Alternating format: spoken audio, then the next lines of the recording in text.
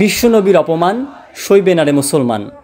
মহানবী হজরত মুহাম্মদ সাল্লাল্লাহু আলাইহি সাল্লাম সম্পর্কে ভারতের ক্ষমতাসীন দল বিজেপির জ্যেষ্ঠ দুই নেতার অবমাননাকর বক্তব্যের প্রতিবাদে বিক্ষোভ সমাবেশ করেছে রাজশাহী পলিটেকনিক ইনস্টিটিউটের সাধারণ ছাত্ররা। আজ বৃহস্পতিবার বেলা 1:30 কলেজের টেনিস গ্রাউন্ডে ছাত্ররা একত্রিত হয়। অতঃপর বিজয় 24 চত্বরের সামনে থেকে সাধারণ শিক্ষার্থীদের বিক্ষোভ মিছিল বের হয়ে রাজশাহী নওগাঁ হাইওয়ে রোড ধরে 0 পয়েন্টের দিকে এগিয়ে যায়।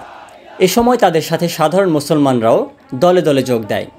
এরপর সোনাদিঘির মোড় হয়ে নগর ভবনের সামনে দিয়ে এসে ক্যাম্পাসে ফিরে এসে সবাই মিলিত হয়ে একজোটে স্লোগান দিতে থাকে।